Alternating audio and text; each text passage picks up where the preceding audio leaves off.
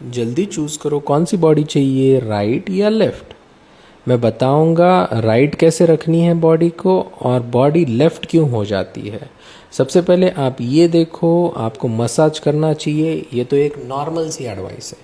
But normally जो चीज़ें हो रही है लोगों के साथ वो हो रहा है ओवर एक्टिवेटेड सिंपैथेटिक टोन।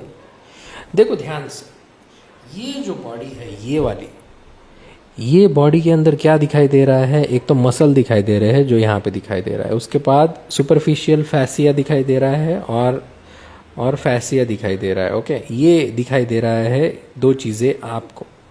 अभी ये क्या होता है वो भी बताऊंगा, मसल कैसे डिजेनरेट होते हैं वो भी बताऊंगा, क्रॉनिक स्ट्रेस और इन्फ्लामेशन कैसे चीज़ों को ख़राब करता है और क्रॉनिक स्ट्रेस के वजह से जो पैरासिम्पथेटिक नर्वस सिस्टम आपका एक्टिवेट नहीं हो रहा है वो भी बताता हूँ। इस वीडियो को शेयर करो अपने घर में, उनको बताओ कि क्या हो रहा है एक्चुअली बेस में।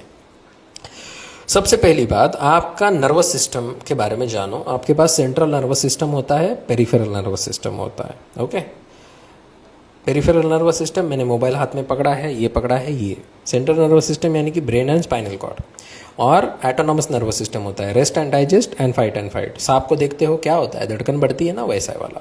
बट आपकी धड़कन हमेशा बढ़ रही है उस बॉस को देख के, है ना, गर्लफ्रेंड कुछ गाली ना दे उसको देख के, या फिर कुछ इलेक्शन वगैरह का टेंशन के वजह से या ऑफिस का टेंशन के वजह से।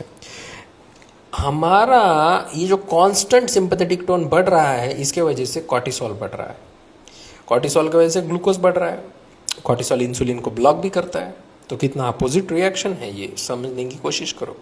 साथ ही साथ कॉर्टिसोल ज़्यादा होने की वजह से, कॉर्टिसोल एक ऐसा हार्मोन है जो आपके मसल को डिजेनरेट कर सकता है, क्योंकि ग्लूकोज कहाँ से निकालेगा बताओ, बॉडी में।